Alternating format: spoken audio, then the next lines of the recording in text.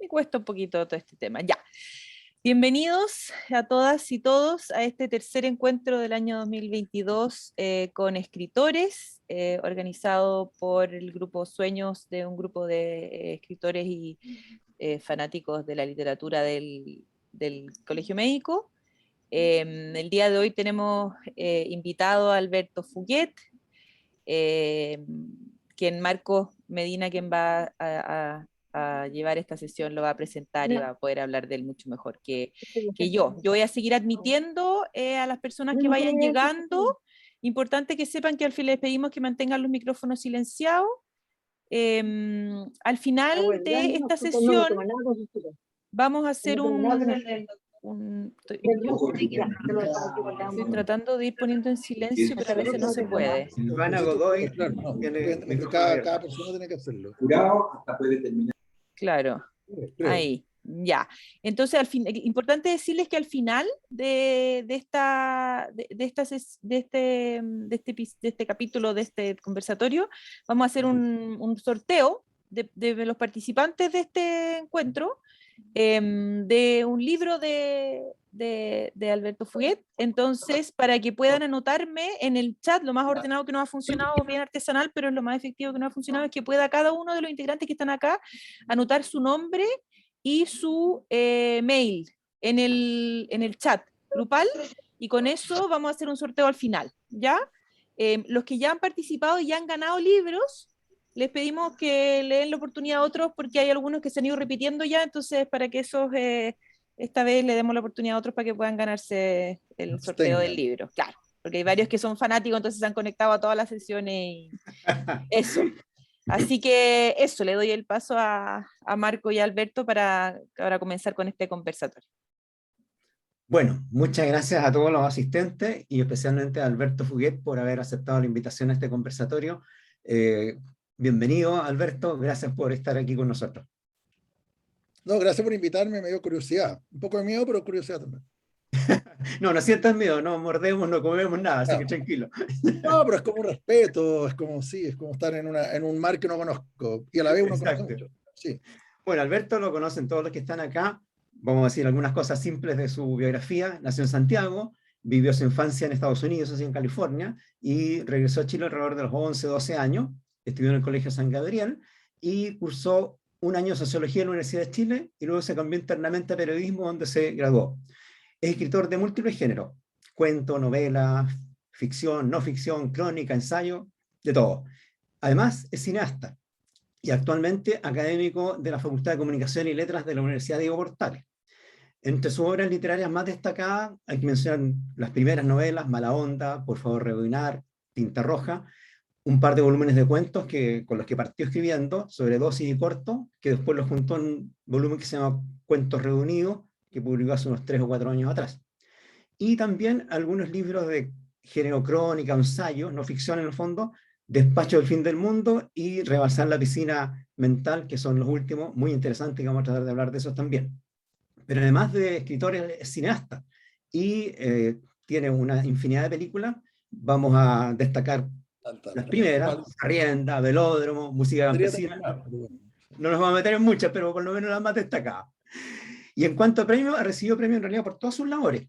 En la parte literaria tiene el Premio Municipal de Literatura de Santiago del 91 por su volumen de cuentos sobre dosis.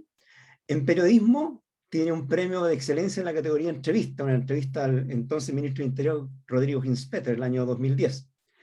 Y por eso fue. Exacto. Y en cine, el premio al mejor largometraje nacional en el Festival de Cine de Valdivia, Música campesina. Bueno, Alberto, vamos a hablar un poco de literatura para empezar. Tú naciste en Chile, pero pasaste tu infancia en Estados Unidos y un día viniste de vacaciones con tu familia y terminaste quedándote en Chile. Tu familia se quedó acá. Eso fue a mediados de la década del 70. Pero sí, a mí me parece que la historia no es tan... Ahí es la versión linda. Pero nada, yo vine de vacaciones y yo no opté. O sea, a mí me trajeron o me dejaron acá abandonado, siento yo. O sea, ¿cómo fue ese giro radical? Porque Josefina recién, entonces me sentía ya como su paciente. Pero no, pero sí, en efecto, yo no elegí retornar, además retornar, ¿cómo puedo retornar a un lugar que no conocía o que conocía simplemente como vacaciones cuando tenía 6? Pero claro, efectivamente yo vine en el fondo ha sido unas vacaciones bien largas, porque sigo veraneando acá, digamos. Ah, Porque en y el ese fondo, claro, cambio de un porque claro, país mi mamá, desarrollado a un subdesarrollado, ¿te marcó mucho eso? sí, yo creo que, no sé si estoy dispuesto a hablarlo acá, yo muchísimo, o sea, yo creo que más de lo que creo. Desde luego, en mi fantasía o en mi mundo paralelo, yo creo que yo no sería escritor si no hubiera perdido el idioma. ¿Eh? Ajá. Ahora, idioma que tanto no perdí, pero que tuve que reprimir y esconderlo, porque me di cuenta que por lo menos, como yo veía el mundo, lo que más yo tenía que lograr era hablar en español y sobre todo hablar con, ojalá, buen acento, porque si uno te pillaban que no tenías el acento, y a mí no había algo como que me daba cuenta que te juzgaban mucho por cómo hablabas y qué palabras usabas y cómo pronunciabas las palabras, y entonces me di cuenta que era muy importante hablar como en la tribu en la cual yo caí, digamos. Y en Y esa en esa época fue tú la ya, experiencia, por eso yo me siento muy cercano a los inmigrantes y entiendo lo que es cambiar de idioma y no sé cómo funciona eso, ¿ah? Pero me encanta hablar en inglés porque me siento más chico, me siento que todo es mucho más fácil, digamos. es tu lengua nativa por lo demás, porque ¿Cómo? es tu lengua nativa en el fondo, porque te criaste en inglés cuando chico. Absolutamente, sí.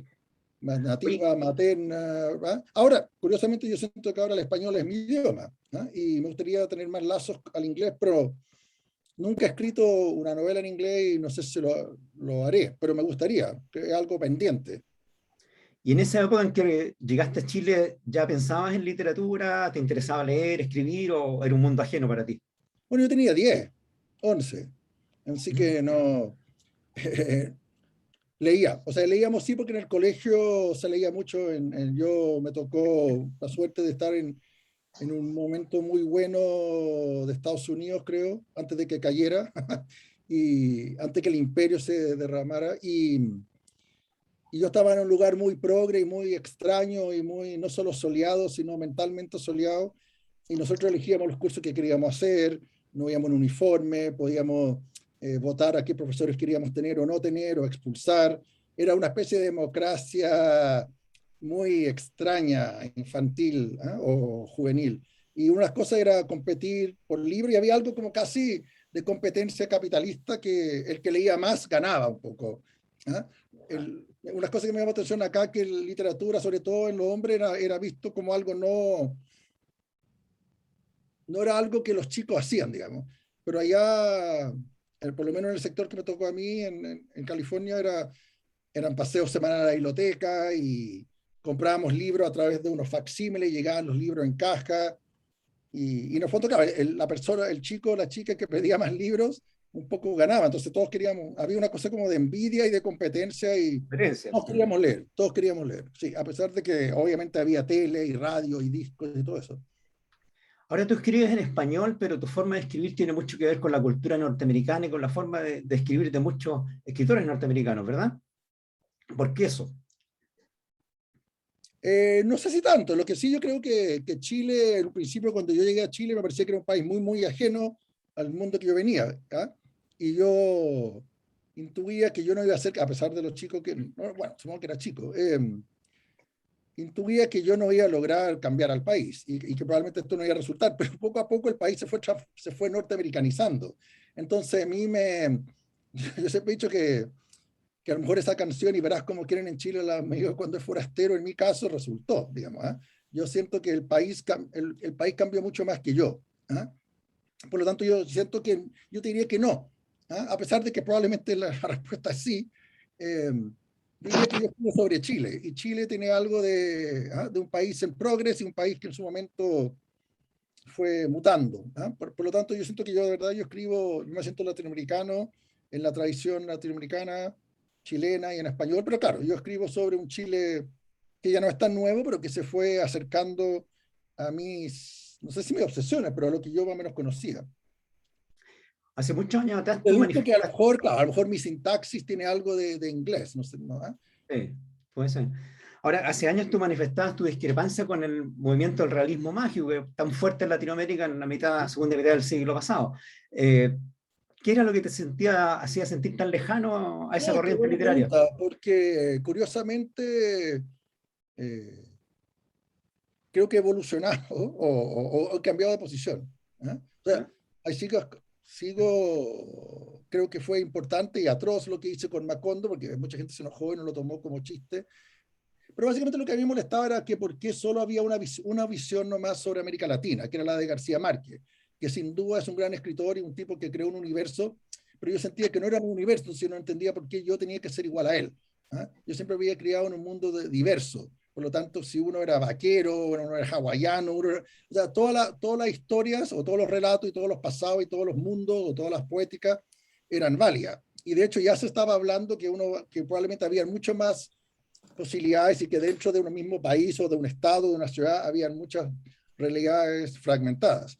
Entonces, claro, a mí me llamó, sobre todo una vez cuando, básicamente lo que votó, la gota que rebalsó. O sea, yo leí 100 años de soledad en Chile a los 18, 19 años y me encantó, pero nunca pensé que era sobre mí. Y nunca pensé que era sobre mi hoja de ruta. Nunca pensé que era como la Constitución, era como, yo tengo que seguir paso a paso todas estas normas. Y yo sentía que la familia que me tocó era muy distinta a la familia García Márquez, y yo lo tomé como una historia divertida, fascinante. Entonces me molestaba que yo tenía que ser sobre todo para la mirada externa, que me decían, tú no eres suficientemente latinoamericano, tú no pareces latinoamericano. Es como, oye, what the fuck. Entre otras cosas porque yo había hecho tanto esfuerzo por ser latinoamericano, ser chileno, que me parecía muy, muy violento, para usar una palabra más de moda, que me dijeron que yo no era latinoamericano y que lo que yo hacía no era latinoamericano. Pero hoy, con los pasos de los años, cada vez me gusta más García Márquez, y entiendo lo que hizo. Lo que sí creo que no es su culpa, o quizás él a lo mejor pudo haber sido un poco más, no sé cuál es la palabra, sagaz, pero él se dejó querer también. A él le interesaba mucho que lo quisieran. Pero claro, no es culpa de él que él como inventó, o el mundo sentía que lo que él escribía era lo que era América Latina. Yo creo que América Latina es mucho más extraña, y que García Márquez es uno de los ángulos de América Latina y no solo la única. Ahora, lo que sí creo que me gusta lo que hace García Márquez, he estado releyendo su biografía, y sí interesante lo que él hizo, que escribió sobre el pasado, o sea, yo creo que se ha mal interpretado mucho, incluyendo yo, porque quizás se ha escondido. Siempre hay mucho como de política en esto también, y de política cultural me refiero. Que García Márquez no es que inventara tanto un realismo mágico, dijera que en América Latina la gente volaba. Era que él trató de captar la voz de cómo sus abuelos y sus tías y las mujeres en su familia, ni siquiera su madre, sus abuelos contaban historias, y la gente tiende a exagerar. Y eso fue como su gran cosa brillante, que dijo, voy a escribir como podría narrar mi abuela. Y cuando la gente exagera, o gente que es menos ilustrada, termina siendo como, mataron a todo el mundo, o llovió 40 días, y que a lo mejor no es verdad, pero o llovían perros y gatos, y García Márquez simplemente tomó una poética y la puso como literal, y la gente lo tomó al pie de la letra. Resultó en todo caso. Claro, resultó, sin duda. Entonces ahora estoy como muy reconciliado con García Márquez, y espero aprendiendo mucho de él. Bien. Bueno, tú hablaste recién de la voz, ¿ya? ¿Qué significó para ti encontrar tu voz literaria y cómo llegaste a ella? Bueno, supongo que es lo que uno quiere, y es como de eso se trata todo. No lo había pensado. Mi impresión, que la encontré más rápido quizás de lo necesario. Después yo creo que a lo mejor hay que pulirla, avanzarla, no quedarse pegado, pero la voz es lo único que uno tiene. Y pareciera que efectivamente, tal como todas las voces son distintas, y ahora hay aparatos electrónicos que la comprueban, mi impresión es que cada persona escribe distinto, y eso es la voz también. Por eso uno puede a veces adivinar quién es el autor, incluso si no aparece el nombre, ¿no? Incluso hasta como que existen como gente que se dedica a averiguar quién escribió esto en los casos detectives, ¿no? Que en el fondo uno también, que escribir es, claro, en el fondo delata como tú piensas también, y cómo sientes, sí, sí. En el fondo, mostrar un poco su interior. Eso es lo que se hace Ojalá al no escribir. Ojalá no un poco, me parece que es mucho. Ojalá más de la cuenta. Ahora, a veces tú puedes engañar o no, pero básicamente sí. O sea, si no muestras y no corres riesgos, estás mintiendo, estás engañando y estás jugando chueco. ¿Ya? Y no vas a poder conectar con otros si tú no conectas contigo. ¿Y qué En el momento en significa? que uno está, porque a veces uno no puede conectar más de la cuenta porque uno va cambiando con los años, pero uno trata de ser lo más, una palabra media ciútica, pero honesto posible, digamos. Pero sí, me parece que me llama la atención que hay muchos escritores que no les gusta revelar sus cosas y curiosamente, o no curiosamente, terminan siendo, para mi gusto, terminan como deshaciéndose. Porque yo creo que sí se trata de mostrar. ¿Y qué significa para ti escribir? Uf, no estaba preparado para todo esto. A ver, eh, controlar un poco, controlar, crear un universo, o sea, tiene algo de Dios. O sea, en ese sentido, como Vargas Llosa le decía a García Márquez, historia de un deicidio, es como mató a Dios y creó uno nuevo. Tener amigos, o sea, es crear personajes y gente que a uno le cae bien y que uno quisiera que existieran. Yo creo que también hay algo de crear un mundo en el cual uno quisiera habitar, un poco. Creo que eso es. ¿Le atribuye algún rol social a los escritores y de qué manera? Sí, sí, sí. O sea, no sé si yo, pero la literatura puede ser muchas cosas. O sea, me parece que sí tiene un rol terapéutico, claramente, tiene un rol de conexión, de combatir la soledad en un lugar seguro. Curiosamente, por eso la gente está leyendo cada vez más, cuando uno pensaría que estarían leyendo menos. Eh, Tiene algo, sí, yo creo que los escritores como trabajan más con el inconsciente todo el día, eh, sobre todo cuando se está escribiendo, son unas cosas locas, es que uno tiene ideas, o uno cuenta cosas, y uno tiene súper buenas ideas, o no tan buenas ideas, pero a la hora de los que hubo escribiendo, de verdad, uno no entiende qué está pasando, y si uno está escribiendo bien, personajes mueren, resucitan, no resucitan, pero uno no sabe los destinos, de verdad el cliché de que a veces al escribir las cosas van mutando, o sea, uno no sabe realmente, porque si no sería como transcribir nomás, es muy distinto a escribir, eso me pasa cuando incluso escribo artículos, uno escribe entre otras cosas para saber lo que uno está pensando, ¿ya? O sea, porque si no sería un poco, como un poco aburrido también. Por suerte ocurre eso, porque uno se sorprende y a veces uno se asusta incluso. Pero lo sociológico, a mí me gusta pensar, al menos yo trato de hacer un esfuerzo de preocuparme mucho por el presente, ¿no? No todos los libros son sobre el presente, pero me gustaría pensar que una buena manera de entender cómo la gente, cómo era un país, una sociedad en su momento, es volver a esos libros. O sea, uno puede entender cómo era el siglo XIX, el siglo XX, cómo era Chile, cómo era Argentina, leyendo, porque se cruzan muchísimas cosas y muchas veces aparecen los secretos, las pulsaciones y cosas que no aparecen en los diarios, o en la... Por ejemplo, dicen que el periodismo es el borrador de la historia. Si esto es verdad, entonces la literatura sería como el inconsciente de la historia, ¿no? Exacto. Algo que Ahora, no se puede controlar o algo así. Y evidente que los muchas veces los escritores, mismos escritores no saben. Por eso es muy divertido y muy raro cuando te analizan. O sea, si a la gente le tiene miedo a los terapeutas o ir a terapia, unas cosas más desagradables que me pasó a mí y que he ido ya superando cuando me di cuenta que los críticos, sobre todo los críticos académicos, no los críticos del diario que te sacan la cresta y te destrozan o a veces te aplauden, pero cuando lo que se llama la academia, ¿no? Y te empiezan a decir, oye, viste que escribieron sobre tal libro y tienen tal teoría, y es como, y uno empieza a leer y dice, no sé si estoy de acuerdo, o no sé si tienen razón, o me pillaron, o yo pensaba que no se me notaba esto o este tema, y a veces son temas que yo ni siquiera se me ocurrían.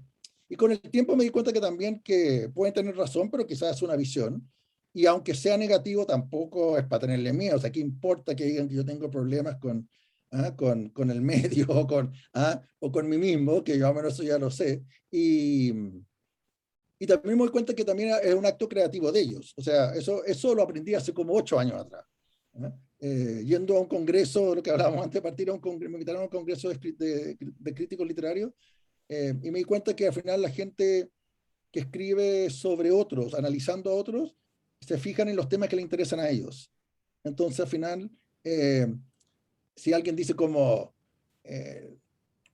el falocentrismo y la represión en la obra de, no sé, de Amela Eltit, esos términos están como sobregirados, al final, en fondo, son temas que le interesan a esa persona que escribió ese paper o esa tesis o ese libro. Entonces ahí me doy cuenta que estamos todos en la misma. Ellos también están expresando y fijándose y explorando temas que le interesan a ellos. Al principio me caía muy, muy mal. Y me daba mucho miedo y me daba mucha rabia. Oye, y Alberto, evidente que los escritores se relacionan con sus lectores a través de sus escritos, pero también existe una comunicación directa. ¿Te gusta a ti la relación directa con tus lectores? Hablar con ellos, conversar, saber qué opinan. Cuando se puede suceder, sí, sí, sí. Y supero la vergüenza, y cuando supero la vergüenza, con mayor razón. No soy muy de la idea de que las redes sociales, me parece que eso se puede prestar para equivocaciones. Yo no estoy comunicándome con redes sociales. Pero cuando firmo libros sí me retan porque yo me demoro mucho en firmar porque, claro, quiero saber qué cosas y me cuentan cantidad de cosas. Incluso a veces en los pocos minutos que uno tiene acceso, te dicen, esto fue el personaje que me gusta, esto lo hice, esto me pasó, y te cuentan la historia del libro, cómo lo leyeron o a quién se lo regalaron. O te dicen, quiero regalárselo esto a fulano de tal porque tal problema o tal razón. Y sí, aprendo mucho y a veces incluso algunas personas me regalan, o no es la palabra regalar, quizás, yo creo que sí, regalar, pero me comparten historias. Yeah. Y eso es re lindo, como dicen los argentinos. Está re lindo eso. No te cuentan cosas, te cuentan como ellos se abren y se produce algo muy, muy epifánico. Hablemos un poco de alguna de tus novelas más emblemáticas. Partamos por Mala Onda, que es una novela que ya cumplió 30 años, se publicó en 91, Sí, así que ya tiene 30 años, ¿verdad? Ahí cuenta la historia de un adolescente claro.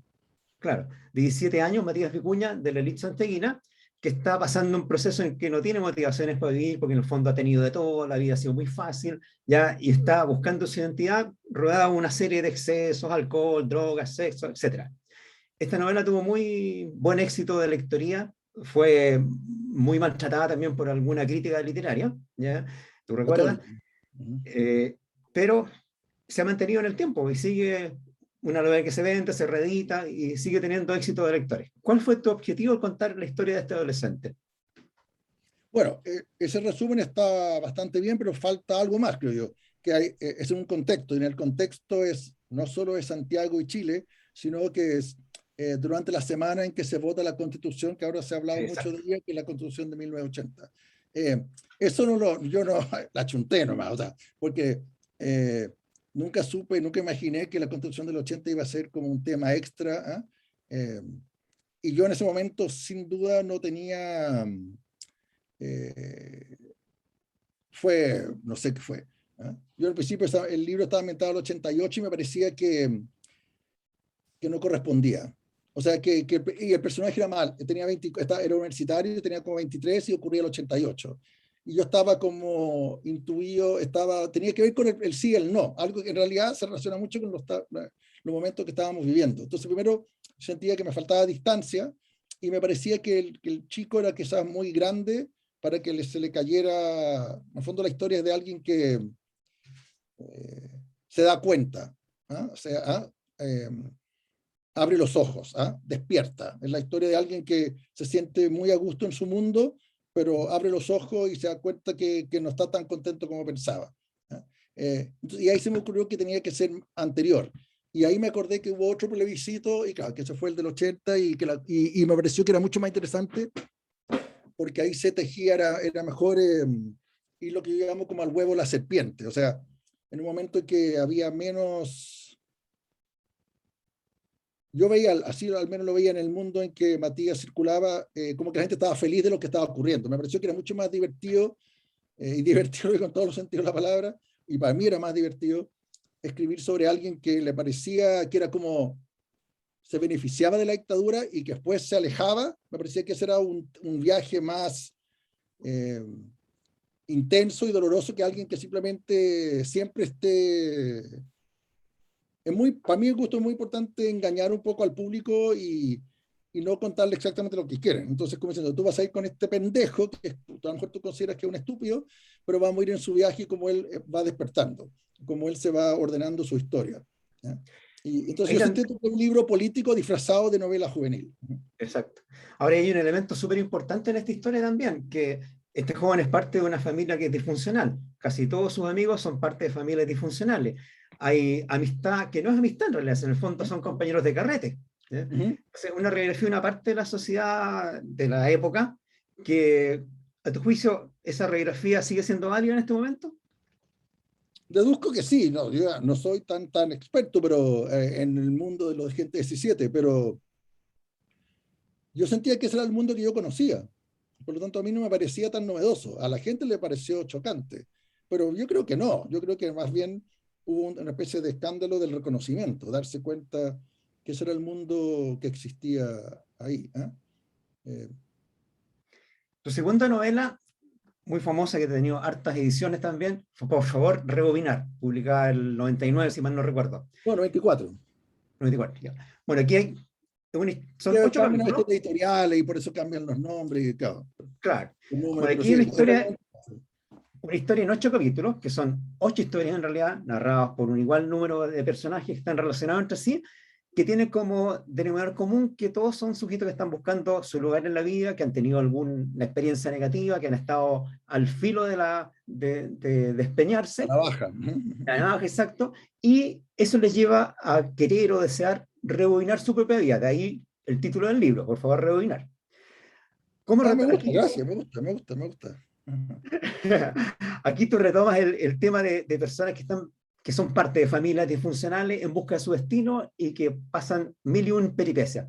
¿Por qué insististe en ese tema que es tan crítico y tan real por lo demás? Bueno, yo lo veía como siempre el segundo libro, el más difícil de todos, porque tienes que, sobre todo si el primero tuvo cierto éxito. Yo lo veía como una suerte, no sé si es no segunda parte, pero quería hacerme cargo del presente. En ese momento el presente era el 93, 94, cuando se escribió, ¿no? Y en ese sentido, es un Chile muy distinto al del 80. Ya no es dictadura. Yo quería hacer un libro sobre... Yo jamás hubiera dicho la transición, porque esa palabra quizás no se usaba tanto o no tenía las connotaciones que tiene ahora. Quería escribir sobre el neoliberalismo y sobre lo que se llamaba ya el Nuevo Chile, que sobre todo comparándolo con Mala Onda era como que ya no era dictadura, pero aquí había otras cosas que eran eh, que estaban en el aire. Y yo veía que también había mucha soledad y había mucho consumismo, pero también no estaba escrito desde el lado negativo, también está escrito como desde adentro, ¿sí? Tampoco es sobre los malls, sobre discotecas, sobre periodistas, sobre videoclubs. Yo traté de captar, lo que sí yo tenía claro, que por favor, Robinar, el título iba a pasar de moda, y yo sabía eso. No sabía qué iba a ocurrir en el futuro, pero yo ya tenía suficiente carrete para saber que la tecnología siempre cambia cada 7 años. Entonces yo no sabía que iban a llegar los DVD, que eventualmente, y si hubiera sabido que hubiera existido el streaming, hubiera invertido en Netflix de inmediato. Pero sí yo sabía que eventualmente esa tecnología iba a pasar de moda, porque toda la tecnología pasa de moda. Los teléfonos pasan de moda, los carros con caballo pasan de moda. Entonces yo también quería hacer un libro como casi pornográficamente al día, con los detalles que había en el año 94, marcas, lo que yo llamo lo que estaba en el aire, ¿no? Y, y que pasamos de que, si bien se hablaba que la concertación iba a ser algo plural, mi impresión que el libro lo escribí a propósito con distintas voces, porque eran muchas voces, pero no estaban todos unidos, eran puras voces aisladas, por así decirlo, que estaban conectados, pero era un libro como en plural. Y entonces eran distintas voces, y claro, y había mucho, ahora que lo pienso, mucho trauma, suicidio. Era un mundo también que era el que yo sentía que... Hay algo de que esto es una ciutequería, pero uno intenta elegir los temas, pero también los temas te eligen a ti y se va armando ahí una especie de combinación. Y sobre todo, como a mí me interesa mi lado periodista y me interesa a veces no solo escribir sobre mí, y claramente yo escribo de mí, pero me interesa captar un poco lo que está en el aire, o el Zeitgeist, como dicen los alemanes. Yo quería escribir un libro sobre los 90, porque me parece que todo el mundo estaba hablando del pasado. Y ahora, curiosamente, el 94 es pasado.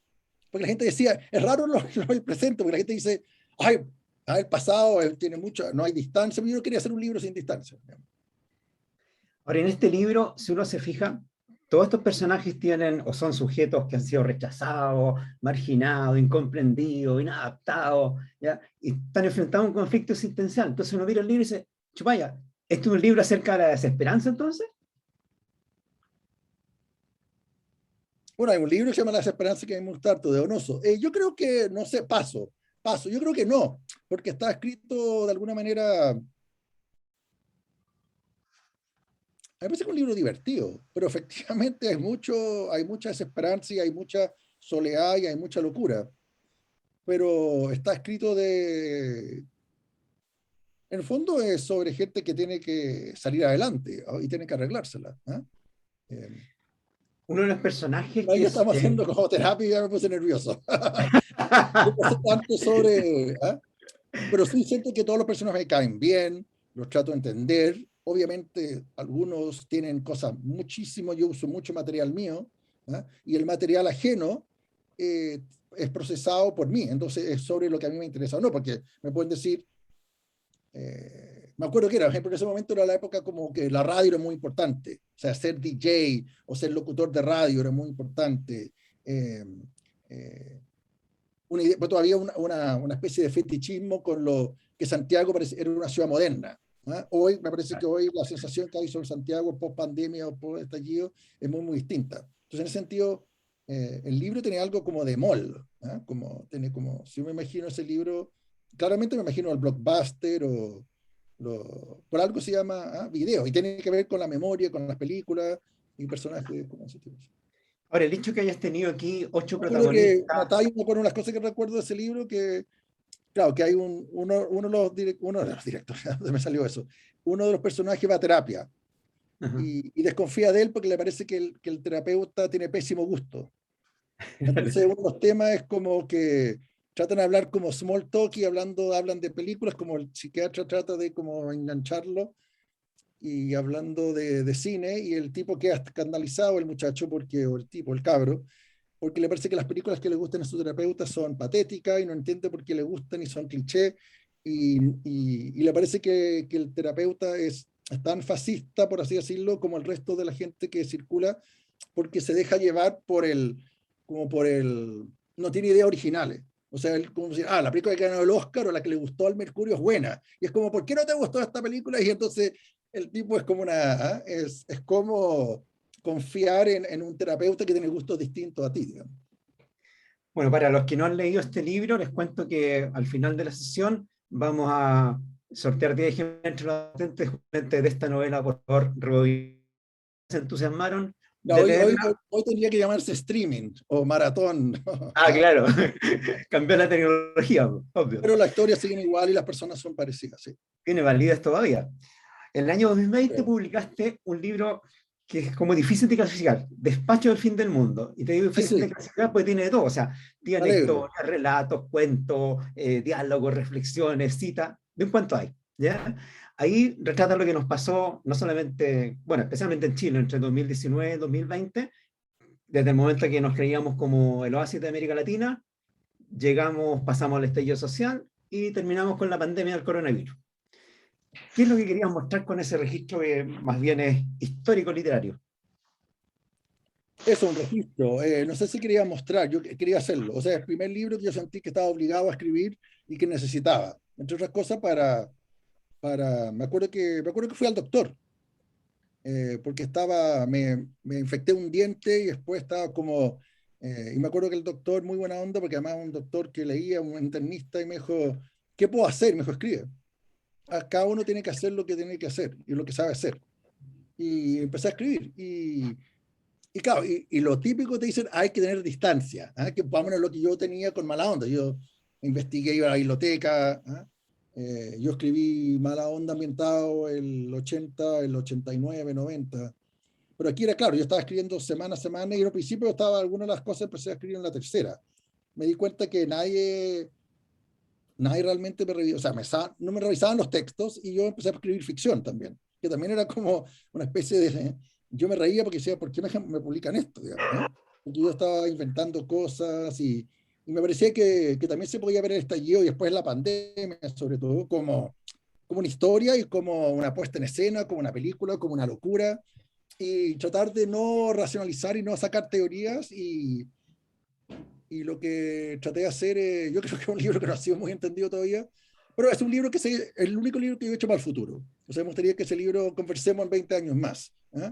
Pero sobre todo las emociones. Yo quería que una mezcla de emociones, desde euforia, la impresión que, la, que el estallido mezcló desde rabia, pero también celebración, erotismo y adrenalina, ¿ah? Que la gente decía, no, no, es atroz que estén quemando, pero yo también que veía que la gente estaba como fascinada viendo los incendios, y tenía algo de película de Hollywood, o sea, no puedo creer que estén quemando todo, o que la gente no le tenía miedo a los militares. Todo eso me pareció que era, bueno, y sobre todo lo que me ocurrió, que yo estaba escribiendo un ensayo sobre Papelucho, y no podía, porque era tal la locura que había afuera que yo sentía que nunca me había tocado. Yo me sentía, ahí me di cuenta que yo me sentía muy agradecido del Oasis, porque el Oasis te permitía, entre comillas, escribir de lo que uno quisiera, porque en el fondo lo que ocurría fuera de tu ventana era bastante tranquilo. Entonces, si uno quería escribir sobre un corredor de caballo en el siglo XIX, perfecto. O sea, afuera vendían pan, estaban en un supermercado abierto, pero en ese momento yo me di cuenta que se colaba la realidad, se colaba a tu escritorio y a tu computador. Entonces eso fue. Y además, y bueno, yo reconozco que mi lado perverso es que a mí igual me pareció divertido algunas cosas. O sea, me parece fascinante para un escritor que el mundo se acabe. O sea, es una súper buena historia. O sea, y yo creo que se estaba acabando, como dices tú, Marco, se acababa el oasis, se acababa, era como dice John Didion, Goodbye to All That. O sea, ella tiene una crónica estupenda que ella cuenta, que yo básicamente la volví a leer, que ella la llama a Natalie Wood y le dice, oye, mataron a Sharon Tate. Y ella dijo, puedo escribir algo. Aquí se acabaron los 60. O sea, aquí se acabó algo. Aquí la cosa se chacrió, como se decía antiguamente. O sea, el mundo hippie, el mundo de las drogas, el mundo del amor libre, como que para ella terminó el día que mataron a Sharon Tate, como que algo oscuro se salió de madre, y los Manson empezaron a matar gente inocente. Y yo sentía que, claro, que el mundo se estaba acabando, y nació uno nuevo. Y efectivamente el libro, yo me puse una meta de cerrarlo en un día determinado y no saber qué iba a pasar después. Y efectivamente han pasado muchísimas cosas desde julio del 2020, más o menos cuando se cerró, y demuestra que el mundo efectivamente se está acabando y están haciendo uno nuevo. No sé si mejor o peor, eso no me atrevo a decirlo. Pero hay algo divertido no sé por qué sigo la palabra divertido. Josefina me pone nervioso. Pero hay algo increíble yo jamás pensé que iba a ver como el fin de una época, porque me parece que eso es lo que viven los historiadores, pero vivirlo a cuadras de la casa de uno era algo que era material literario. Y mi impresión que a todo el mundo le estaba afectando, y para qué decir la pandemia. Una de las cosas buenas que nos ha traído la pandemia es que creo que la gente ha leído más. Lo ha hecho porque ha tenido más tiempo, una forma de evadirse también del encierro al que estuvimos obligados, y también lo ha hecho mucho en formato digital, ya sea por mejor accesibilidad, menor costo. ¿Cómo ves tú ese fenómeno de mayor lectoría en el momento actual? Bueno, feliz. Pero yo también lo veo por otro motivo. Yo lo noto mucho que mucha gente joven está leyendo, y lo leen porque hay algo también más íntimo, algo que no todo el mundo, o sea, no todo es Netflix. La idea es que solo, como que lo audiovisual de repente empezó como a patinar. Y bueno, yo creo que básicamente la gran elemento disruptor en el mundo literario es Harry Potter, que alguna gente ni siquiera está dispuesto a darle algún grado de, de reconocimiento. Pero yo divido el mundo literario en antes de HP y post HP, porque con Harry Potter nacieron una cantidad de lectores nuevos, que no le tienen miedo a leer, a pesar de que ya están con su celular y con toda la tecnología que conocemos, y no le tenían miedo a libros grandes. Y eso era algo que no había ocurrido como en 200 años. O sea, que la gente dice, salió el nuevo tomo que tiene 300 páginas, y lástima que no tuvo 350. Y yo me doy cuenta, por ejemplo, mis alumnos, todos han leído mucho más de que probablemente leí yo a su edad. ¿Ah? ¿Ah? Sobre todo las mujeres están leyendo muchísimo. Y ahora alguno podría decir, ¿es literatura? Yo creo que sí. Algunos dirán que no, porque leen desde vampiros, pero se produce una conexión y un lazo, y lo que sí la literatura te da es que es un lazo íntimo, que la gente se siente muy, muy cercana, identificado y se esconden. Yo creo que también es una forma como de terapia también. Pero sí, parece que se está leyendo más, y eso está Eso es bueno. bueno, eso es muy Sí. bueno.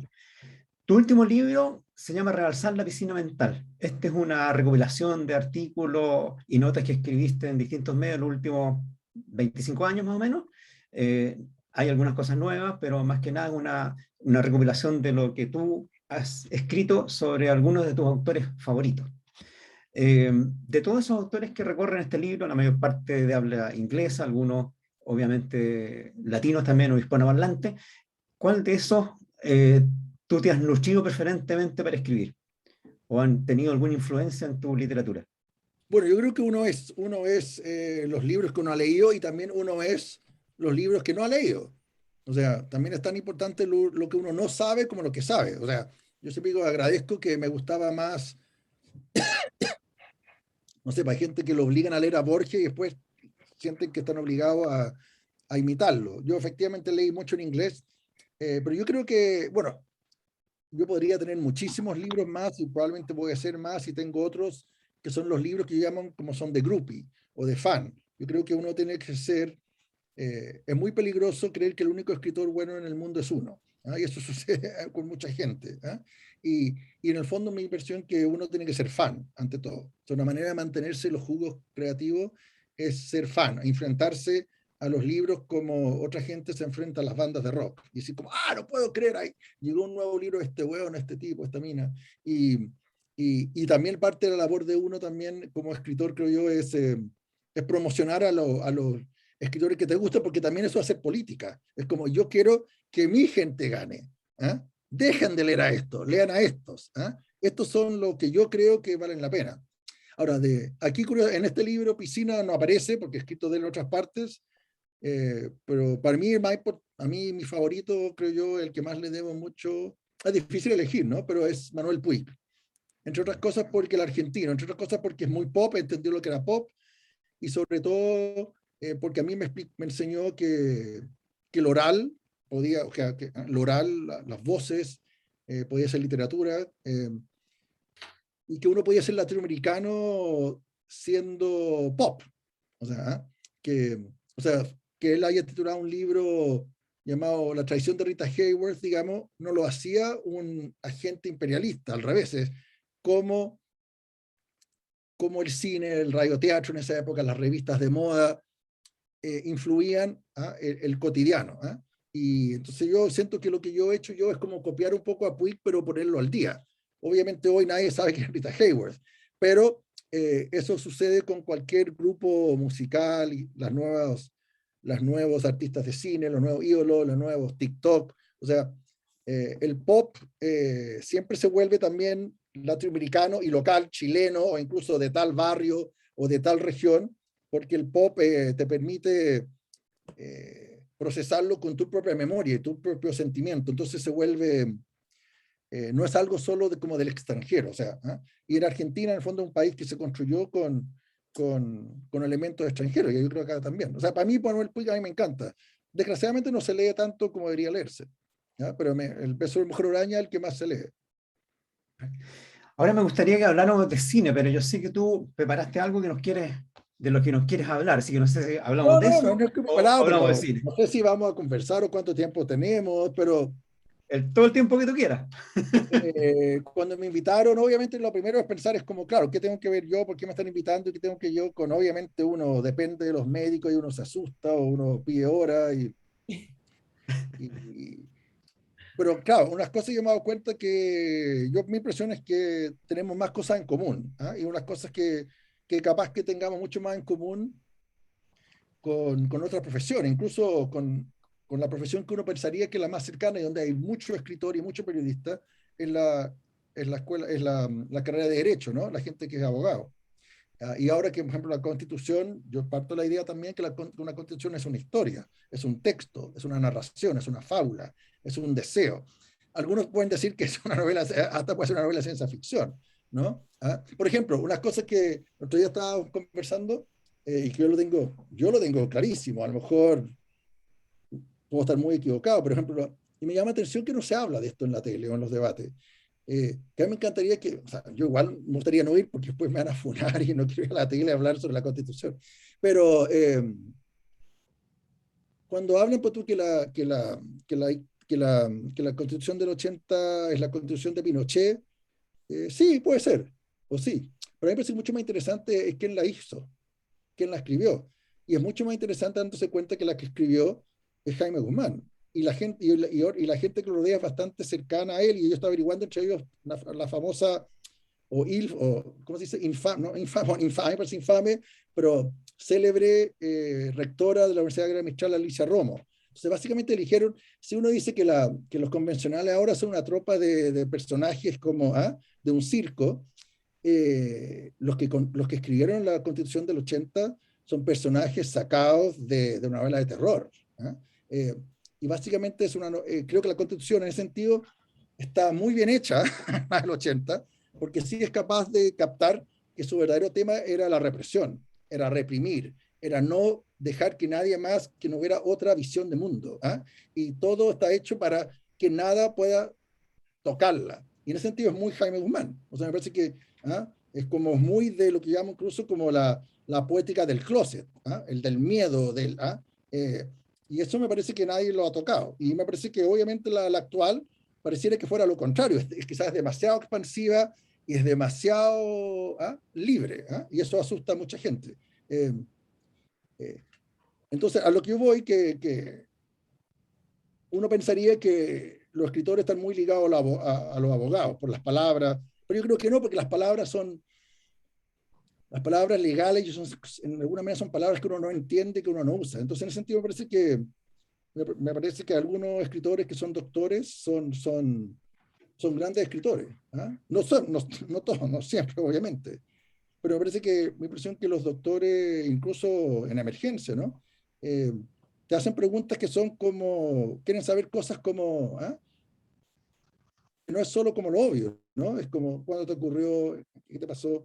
Y son preguntas como de escritor, y están buscando un relato, están buscando el pasado, el presente, el futuro, y uno de mis escritores favoritos es alguien que yo he escrito, escribí de él, creo que en Apuntes Autistas, no aparece en la piscina mental, pero básicamente es un hindú que, que por desgracia no se ha traducido al español, que se llama Abraham Verghese, que es hindú, que escribe en inglés, y es un doctor hindú que en su momento emigró o estudió en Estados Unidos y le tocó trabajar durante muchos años como médico y escribió 2 libros sobre distintos periodos en su vida y sobre distintos episodios y supongo que, ¿cómo se dice? Hospitales, ¿no? A él le tocó básicamente 2 hospitales. En este libro se llama My Own Country. A él como que lo castigan por ser inmigrante y por ser hindú y no lo dejan estar en Chicago o en Nueva York y lo mandan un poco castigado a Kentucky en los 80s, a un estado muy rural y muy pobre, comparado con otros estados norteamericanos. Y él, bueno, le toca hacer lo que un médico le toca hacer en un hospital de una ciudad chica de un estado rural. Y poco a poco empieza a darse cuenta, como narrador, que empiezan a aparecer como pacientes que no quieren contarle lo que tiene, pero que están enfermos, y que gente que había estado antes, se habían abandonado ese estado, y poco a poco él empieza a darse cuenta que sus pacientes tienen SIDA y se están muriendo, y que y la familia no quieren ayudarlos. Entonces básicamente es la historia de cómo él tiene que él tratar de contener y entender a sus pacientes porque nadie más quiere ayudarlos, sobre todo a sus familias, porque ellos fueron expulsados de esos estados, pero ahora como están enfermos y se van a morir, deciden regresar porque al final quieren volver a su casa a pesar de que su casa es donde lo expulsaron, entre otras cosas, porque no tenían dónde estar. Ese es un libro extremadamente potente y él cuenta como un escritor una historia que él quizás no, obviamente hubiera sido muy difícil inventarla, ¿eh? Y es como una especie de despacho, Marco, desde el sitio del suceso. Y el otro se llama The Tennis Partner, que se llama como el jugador de tenis, y este mismo doctor unos años después lo mandan a El Paso, Texas, donde no tiene tantos problemas, digamos, médicos, y de hecho está un poco lateado, y tiene más tiempo, se acaba de separar, y se hace muy amigo de otro doctor que es el más brillante, no me acuerdo qué especialidad tiene su amigo, y juegan mucho tenis, porque el clima es bueno. Y al poco rato, este tipo con que se juntan a almorzar y a conversar, se mata. Y él queda muy sorprendido, y muy impactado. Y se mata usando, y se va dando cuenta que todo lo que él usaba eran drogas del hospital, y que él era un doctor que se drogaba usando la morfina del hospital, y cómo ese doctor había como engañado a todos para demostrar que era totalmente, entre comillas, normal. Entonces básicamente hace como detective y va para atrás para ver qué le pasó a este amigo y cómo él no fue capaz de diagnosticarlo y cómo él no se dio cuenta. Entonces, en qué punto él tenía como el espejo, el lugar ciego donde uno en el auto no ve. Entonces, con una especie de Sherlock Holmes médico, pero también emocional, y, básicamente tiene una capacidad de observación notable, porque básicamente él dice que yo me dedico a escuchar historias todo el día, y todo el mundo me cuenta relatos, y en ese sentido siento que tenemos cosas en común. Y me parece que los doctores que a mí me han servido, y que me han ayudado y que yo confío más son la gente que también hace preguntas y que habla y que te escucha. Excelente, muy interesante. Vamos a buscar esos libros porque Sí, quedé si no los entusiasmado con lo que contaste. yo siempre he querido, yo sé que tengo miles de planes que no puedo hacerlos todos, pero eso me parece que me encantaría traducirlos yo, pero claro, son hartas páginas y no soy traductor. Pero... Excelente. No puedo dejar de hablar de cine contigo, po. Chekhov era autor, ¿no? Chekhov, uno de los Sí, grandes. Checo. Bueno, hay varios, Conan Doyle, ya, mucho, Sí. mucho.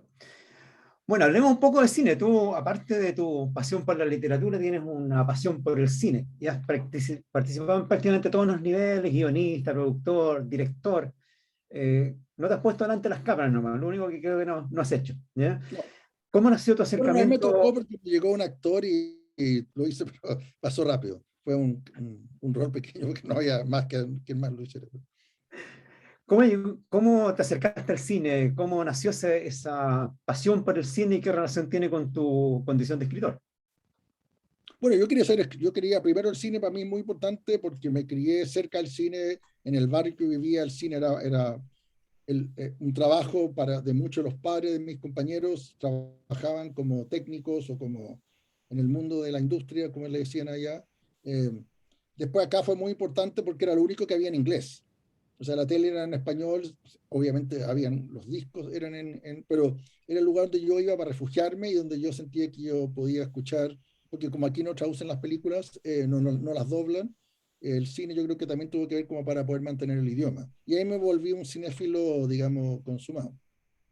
Y lo que yo quería hacer era crítico de cine al principio y yo quería fichas. O sea, lo que yo quería realmente después, primero era ser crítico de cine para poder acceder a toda la parafernalia cinematográfica, afiches, fotos.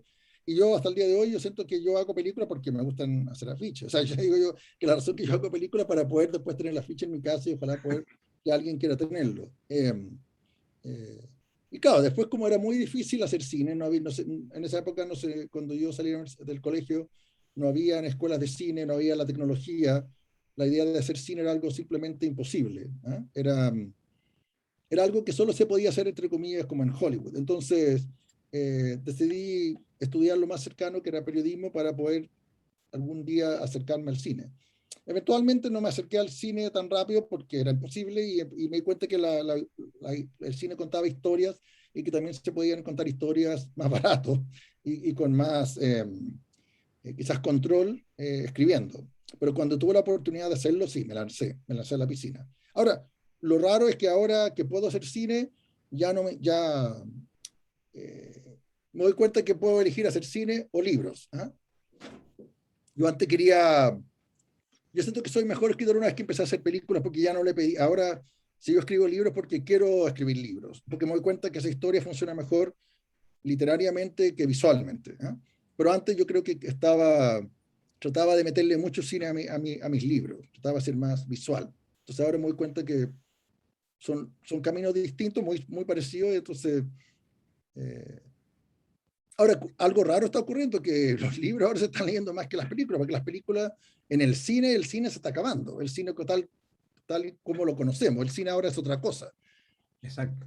Es tele, básicamente, sí. A pesar de que hay películas y series que son distintas, pero ya la gente ya no va al cine. Entonces se ha No va a la vuelto más, sala. claro, se vuelve más, curiosamente algo que yo nunca pensé, que el cine, a veces los libros pueden ser más, llegar a más personas que películas que nadie ve, digamos, ¿no? Hay dos películas tuyas que son bien interesantes, una es Velódromo y otra Música Campesina. En Velódromo tú muestras la historia de un diseñador gráfico, adulto joven, ya, Ariel Roth, que es abandonado por su polola, por su mejor amigo, porque No, lo él considera patea todo, sí, sí, inmaduro. sí, sí, sí, ¿Ya? sí. Ahora, el tipo tiene dos aficiones, pero esenciales: andar en bicicleta y ver películas online de manera adictiva, aislándose así del mundo. Al ver esa película me pasa algo que me pasó también con uno de tus libros, ¿ya? Y me pregunto, ¿cuánto hay de Alberto Fuguet en el protagonista de esta película, Ariel Roth? Hay bastante, o había,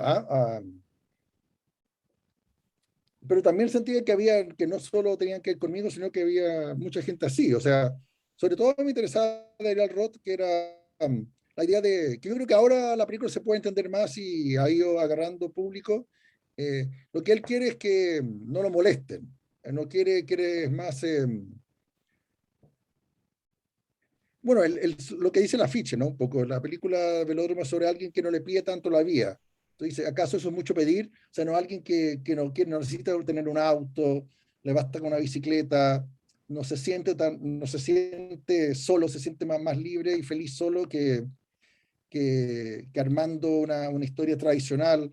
Entonces es como la historia de un excéntrico que no es tan excéntrico, que no es los típicos excéntricos que son como los marginales, pero alguien que claramente no es parte del sistema. Pero no por eso tampoco es alguien que está viviendo en la miseria o que alguien que... Pero me acuerdo que causó mucho... Alguna gente odiaron el personaje, le pareció un personaje totalmente repelente y poco creíble. Le parecía poco creíble que alguien que no quería tener una casa, que no quería tener un auto y que no quería ser un consumista más, un consumidor más. Eh, y creo que la chuntábamos con la bicicleta. Y a mí me gustaba la idea también de, a nivel visual, yo quería filmar a alguien andando en bicicleta por Santiago. Y filmar Santiago con cariño, algo que yo siempre he intentado hacer y que espero seguir haciéndolo. Incluso filmándolo si no se ve tan bien, pero igual creo que es tu ciudad. Entonces, y como yo soy un inmigrante, yo al final siento que dentro de todo Santiago me trató bien. Por lo menos no me mató, ni me comió, ni me expulsó. Trataron de hacerlo, pero no lo lograron. Y entonces para mí Santiago, yo siempre me llama la atención que la gente habla muy mal de él, de la ciudad. Entonces yo siempre trataba, por lo menos en mis películas, y en mis libros también, pero las películas, como es visual, he filmado, no sé, en Sarrienda, no sé, los edificios de Kulcheski, el San Cristóbal, tratar de mostrar que Santiago, esa cosa media snob, que creer como que Santiago es la peor ciudad del mundo, y me parece que para nada. ¿No? Y a mí me encanta y siempre lo descubro a cada rato. Me siento que es mi telón de fondo. Obviamente es mi Nueva York, es mi París, digamos, es mi Buenos Aires. Exacto. Otra película interesante tuya es Música Campesina. Esta fue la que ganó el premio al mejor largometraje nacional en el Festival de Cine de Valdivia, el 2011, si mal no recuerdo. Aquí es otra historia, es un chileno que viaja a Estados Unidos, a Nashville, la ciudad del country, y cuando llega allá se da cuenta que nada le resulta como lo había planificado. Todo sale mal, ya el tipo empieza a luchar por sobrevivir en un mundo que no es propio, que le es ajeno, todo se lo pone, partiendo por el idioma, que tampoco lo domina. Aquí hay una relación obviamente con la literatura, porque en el fondo la voz cinematográfica en esta película está construida esencialmente en base a los diálogos, autodiálogos, digamos, soliloquios que hace el protagonista y los diálogos con los demás. Es bilingüe, además. La película es bilingüe, a pesar de que él no Además, habla mucho, a pesar de que él no entiende inglés, pero es bilingüe, ellos le hablan en inglés y él habla en español, sí. Nos reímos a gritos, o sea, pocas veces lo he pasado mejor filmando y fue realmente una maravilla. Sobre todo porque yo no conocía Nashville y la idea era un poco hacer una película jugando con los estereotipos y una comedia. y justo, tiene que algo que ver con lo que partimos, Marco. Cuando tú me hablabas de García Márquez, a mí me molestaba mucho que los latinoamericanos teníamos que responder a una cierta visión ajena, impuesta. Y yo me di cuenta que uno también es, o sobre todo o la cierta elite chilena, o existe una cosa como de reírse de Estados Unidos y pensar que es como es un país como más allá de lo poderoso que hay y todo, como reírse y decir como, ah, esta gente, es un poco el que el mundo de Trump que fue surgiendo, o sea, porque ha sido algo tan que tanto las élites de otros países como las élites del propio Estados Unidos miran en menos como los lugares donde los aviones pasan por arriba, como dicen. Entonces yo lo primero era tratar Nashville como si fuera Santiago. Ahora, como yo nunca había estado y tenía 2 semanas para poder preparar el guión y hacer la historia antes que llegaran mi actor, y filmaba porque fue una invitación de la Universidad de Vanderbilt a filmar.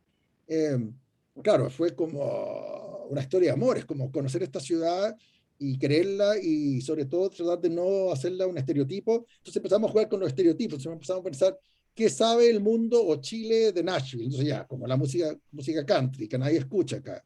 ¿Qué otra cosa produce Nashville? Jack Daniel, ya, ok, metamos todos los clichés que le darían como escalofrío a alguien de Nashville, como sería lo mismo como que en Chile dirían, ah, ya, ¿por qué la gente no anda disfrazada de guaso? ¿Por qué no están...? ¿Ah?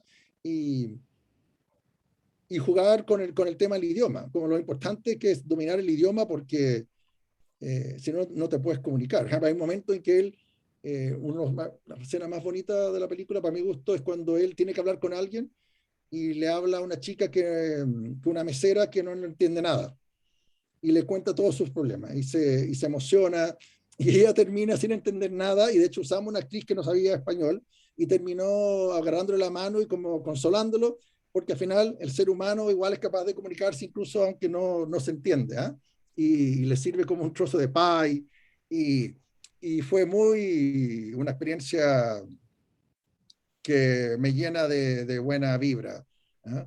Escuchar, abrirse, eso fue como abrirse con los estereotipos que uno tiene y conocer un mundo totalmente nuevo, o sea, querer la música, querer la ropa, querer la onda, y darse cuenta que una ciudad mucho más parecida a Santiago de lo que uno cree, como cualquier ciudad en el mundo, que los clichés son otras cosas y los estereotipos.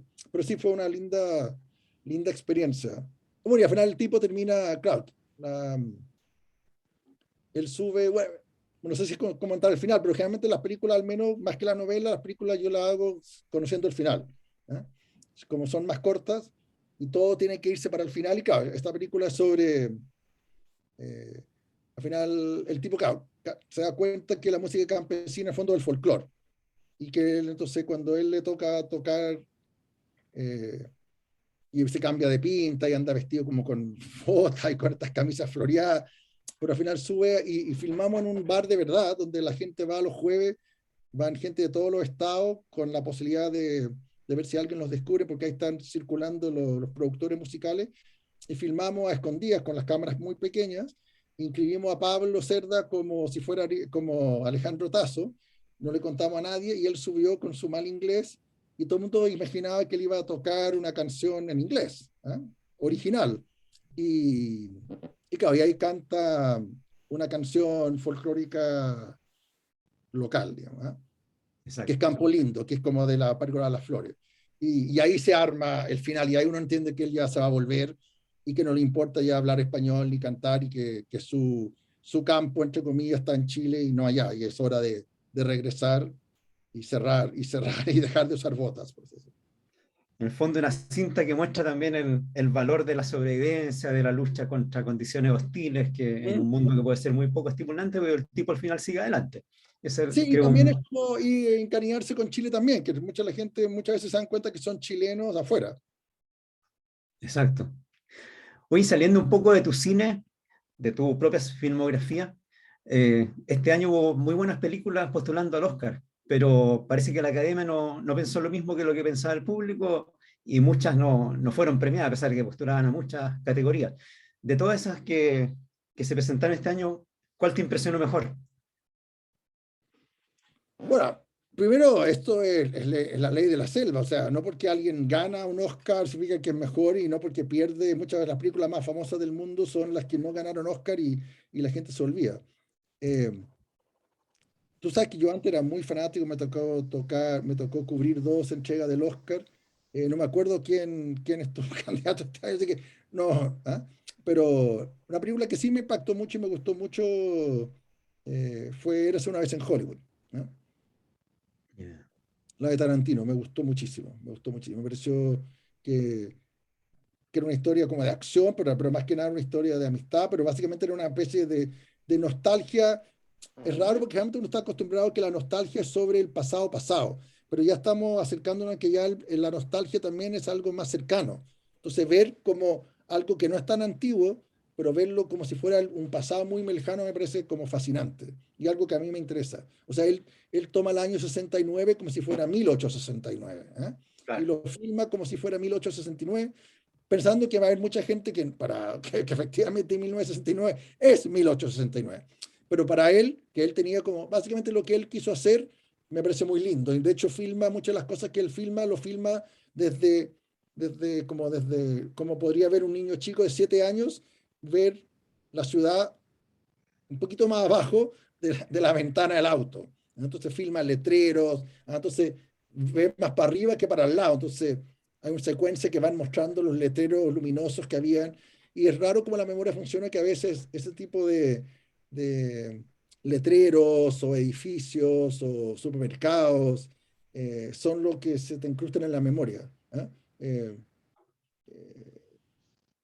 no me acuerdo, ¿verdad? Si tú me dices qué películas estuvieron nominadas, te puedo responder, pero se me olvidó cuáles estuvieron nominadas. ¿Ah? La Real Academia Española define el término cinéfilo como amigo o amante del cine. Y hay un término que no reconoce, pero que también tú utilizas mucho, cinépata, que sería como una conjunción entre cine Y y psicópata. psicópata. ¿Ya?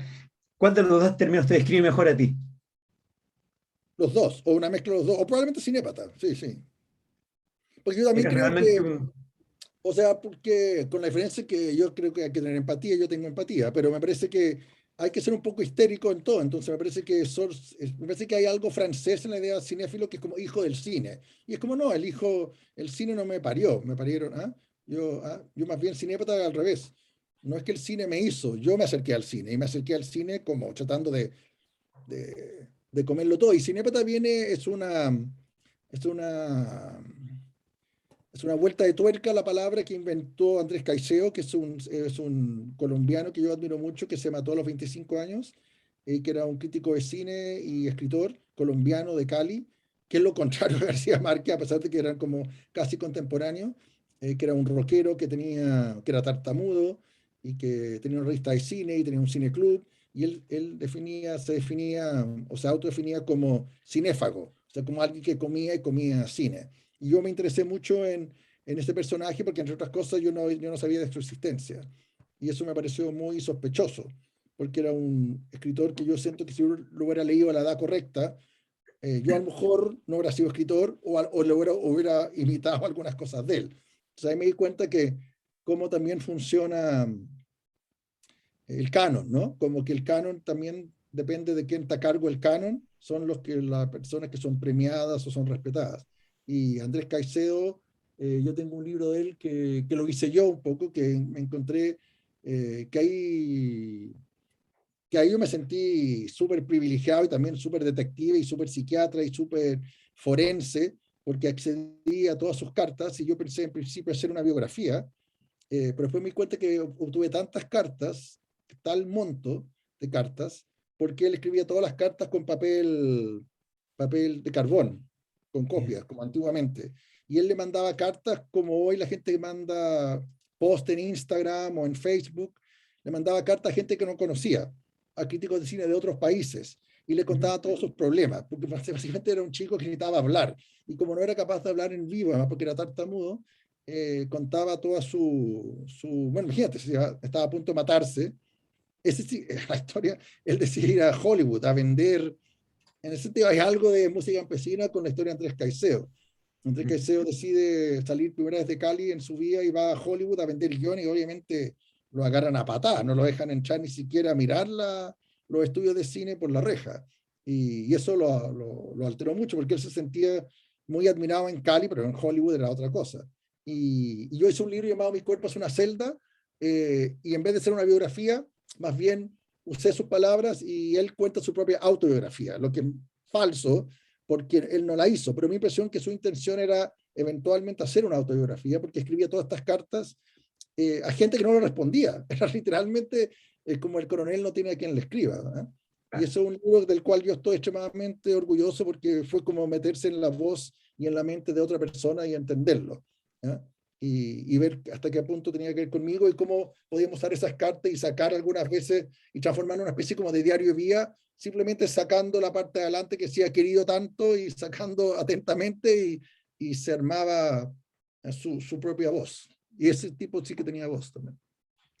De las tres actividades que he desarrollado y que desarrolla, periodismo, literatura y cine, son formas de lenguaje distintas. ¿Cuál de ellas prefieren en este momento? ¿Cuál es la que más te Bueno, hay una que satisface, ya no más te puedo, llena? hay una que ya tengo clarísimo que que es periodismo, que ya lo dejé. Yeah. Y cada vez que me piden algo y acepto, que muy pocas veces, e incluso temas que no son periodísticos, por ejemplo, ahora debo escribir un texto que no es que yo no quiera hacer, porque me lo pidieron, sufro y la paso mal.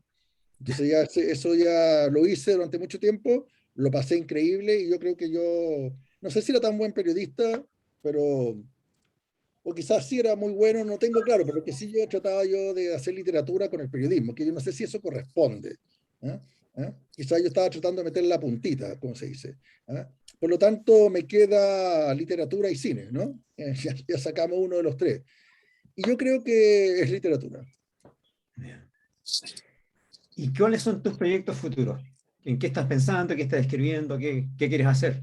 Bueno, estoy en un libro ahora mismo que está creciendo y creciendo y me doy cuenta de que las cosas que tengo que hacer ahora es algo que nunca había hecho en mi vida. Es,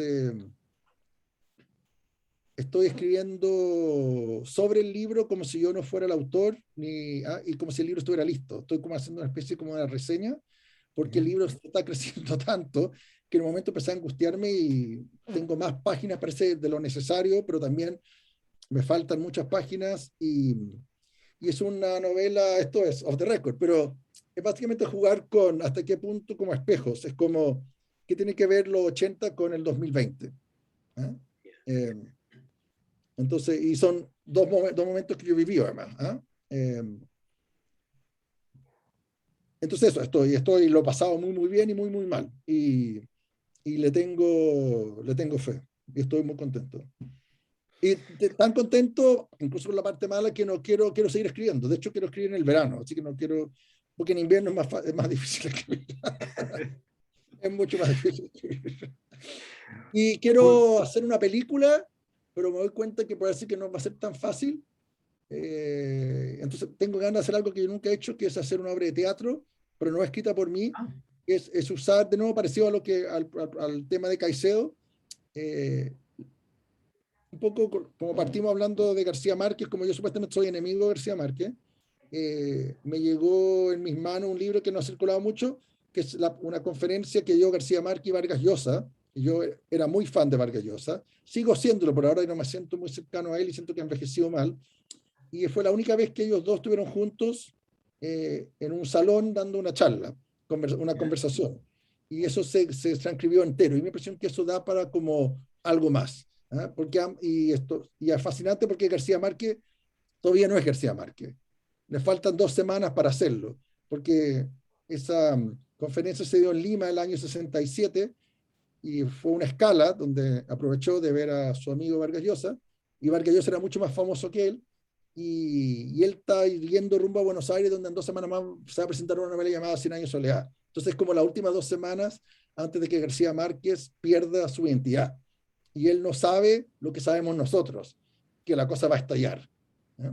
Y es curioso, en la historia de una amistad, y uno también sabe que esos dos tipos que eran muy amigos después no van a ser enemigos. Entonces también es como uno sabe, y eso a mí me gusta de la literatura, que a veces el lector sabe cosas que los personajes no saben, o el cine, ¿no? O sea, ellos saben, el 67, uno sabe que ya el mundo es otro y que fue de ellos dos. Bueno, uno también sabe que ellos dos van a ganar el Nobel, y ellos en su momento ellos no lo sabían. Y eso me parece divertido, estar ahí como en ese presente que ahora es pasado. Divertido e interesante. Sí. Bueno, Alberto Fuguet, escritor, cineasta, yo diría en una palabra, creador. Ha sido muy grato conversar contigo, muy entretenido saber sobre lo que piensas, tu visión del Gracias, arte, de la gracias a literatura en usted. general. Así que te agradezco la gentileza de haber aceptado esta invitación, hacer un alto en tu labor creativa. Sé que estás muy metido escribiendo, te sacamos de ahí y muy No, contento pero de no haber creas, me conversado acá. sacaron, pero también me lograste ingresar por otros conductos, así que he aprendido cosas. Excelente, excelente. Así que muchísimas gracias por tu No, gracias a participación. usted. Y ahora Josefina va a contarnos del sorteo. ¿Quiénes son las afortunadas de llevarse tu libro? Sí, sí, no, muchas gracias Alberto por este espacio de conversación. Eh, Muy entretenido, muy interesante también. Sí, a continuación, Alberto, te quieres despedirte y tienes cosas que hacer, te liberamos, vamos a hacer el No, estoy sorteo. feliz. Ya, vamos a hacer el Entonces, sorteo. Entonces, Bien, hay varios que no se han inscrito, que no han puesto sus nombres. anótense, por favor. Sí, no tengo a todos, algunos ya se ganaron libros, así que eso les pedimos que le dejen espacio a otros para que puedan participar.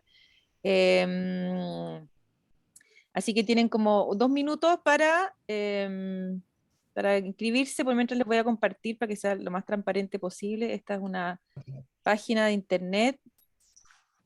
Esto es Espero, aleatorio y real. espero, claro, esto es real, esto no es maquineado. ¿Se ve o bien o sea, no? efectivamente, mira, no sabía que había una aplicación. Sí, me la Sí, la enseñó un aplicación, ¿sí? colega, sí, una aplicación gratuita, una página de internet. Mira, yo pensé que ibas a elegir el número pares o algo así, No, no, no. No, no, no. Y aquí Una puse los aplicación que sortea nombres, automático. como una tómbola de las personas, claro, es como una tómbola como digital. digital, claro, exacto. Puse los nombres de todos los que me escribieron y saqué a los que ya se han ganado premios, que son varios, tenemos varios participantes activos y recurrentes y fieles, así que lamentablemente a eso los tuve que sacar, con la orden que me dieron también, ahí me llegó Para que todos otro tengan posibilidades. integrante para que todos tengan. Lo otro que pienso es que quizás algunos ya tienen el libro, entonces, pero siempre uno puede regalarlo, Exacto. Venderlo, donarlo a la comunidad. venderlo, claro. Recuerden de mandarme el correo electrónico por interno para poder contactarlos después Sí, o colóquenlo en el chat ahí para que claro, lo tengamos registrado al tiro. sí, a ver,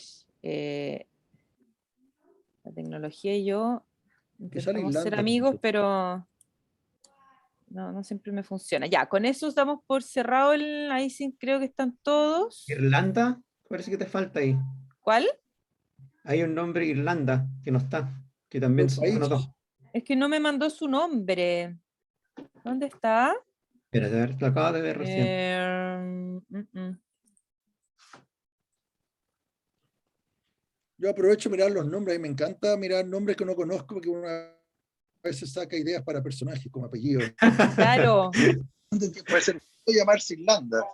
También, Estoy Marco, pero no me sé inscribir. Amparo, Sí, Amparo Ramírez. Que no, sí, no podía anotar señor. su nombre, dice. Amparo Ramírez.